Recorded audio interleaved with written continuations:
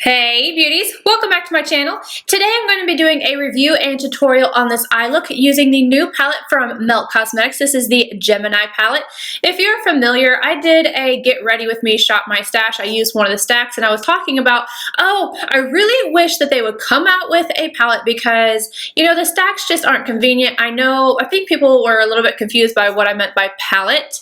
I know that they have like that tin to put all the stacks in, but that's just huge and like, I don't know, it's inconvenient. I was talking about like an actual palette, and lo and behold, I want to say a week or two after that video, they started showing the little sneak peeks of a palette, and I was right on board, you guys. I was so excited about this. So of course, I picked it up, and this is it. It's a 10-pan eyeshadow palette, cardboard packaging, nice and sleek. You do get a mirror on the inside. 8 of the shades are mattes, and then you have 2 shimmers, the Goals and Gemini in here. I'm going to go ahead and show you guys the swatches. So we have Luna, Gemini, Laura Lee, Polka Dot, Cupcake, Bonnie, Leo, Goals, Fire OG, and Mochi, or is it Mochi? I don't know, one of the two. The palette retails for $58, but then I also had to pay $7 in shipping, so over $70 with tax and everything. It's kind of an expensive palette. So what I'm gonna do, I'm gonna show you guys this tutorial, and then I'm gonna give you guys a review. I've used this several times, and I have an opinion on it. So let's go ahead and jump into this eye look. I'm starting off with a Natural Hair MAC 217 and Luna, starting on the bottom half and then working it into the crease. I'm going to slowly work this shade up to use as a transition shade. I'm slowly adding and building the shade up. Same color on a MAC 221. I'm running this underneath the lower lash line. Back in with the MAC 217 and Lorelei, I'm going to go on the outer V and then into the crease, but not as high as we took the last shade.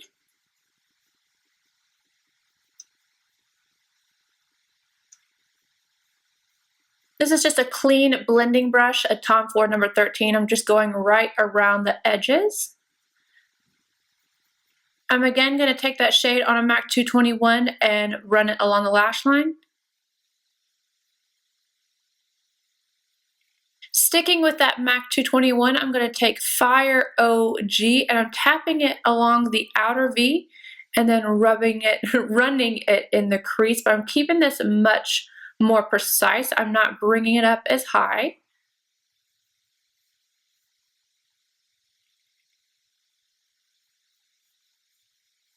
Same brush, I'm taking a little tiny bit of Bonnie and I'm just tapping this into the outer corner. Tapping it helps to blend it out without getting it everywhere. And then small circular motions. I'm taking Goals on a MAC 242, running this all along the lid and tapping over the black. I'm using this dry and just kind of building it up. Taking just a little bit more of Fire OG and going right around the edges. BOM 18, I'm taking Fire OG and I'm just running this right smack against the lash line. And then just a tiny bit of Bonnie right on the outer corner. MAC 221, I'm taking just a little bit of Laura Lee and running this along so that I can blend out the edges. And that basically blended away everything, so I'm just reapplying. MAC 228 and Gemini, you have to be careful with this. You have to use it wet or it's going to end up all over your face even more because it comes off in sheets. I'm just going to try and blend this out. It's a funky color to try and work with.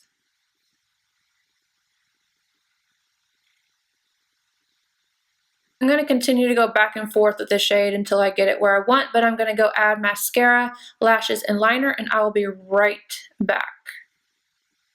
To finish off the eye look, I used my Nars Via Veneto in the inner rim, so that's the black at the top and the bottom. And then to line in my eyes, I used my Linda Hallberg Whipple Flash. I didn't want to use anything that was too dark and black, but I wanted a little bit of like sultriness to it, and that just worked really well.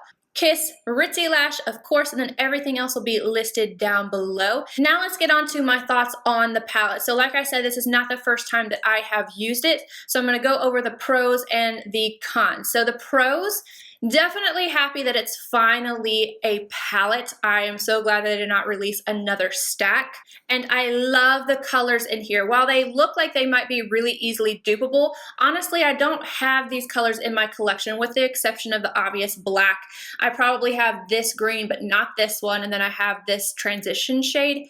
Everything else has like this almost yellow undertone to it that I find to be pretty unique. So the color scheme in here I think is beautiful. Oh yeah, and then obviously like I could find these, but there are some really beautiful unique shades in here. Now let's get into the cons, maybe some things that I kind of have a little bit of critique on. Now if you guys are not new to my channel, you know that I never bake my under eyes. Ever. The reason why I did that today was because I knew that this palette had quite a bit of fallout. So when you tap into these shades, they are kind of dusty and they will end up all over your face.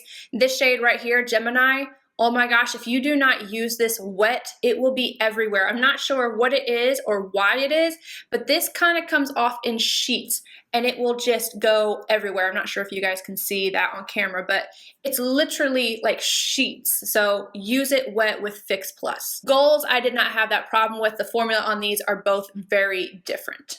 I found myself having to build these shades up every single time that I have used them. You definitely have to take your time with these. The very first time I used it, I used 8 of the shades in here, and I think that using too many shades, because of the formula, they can kind of muddy together and start to skip.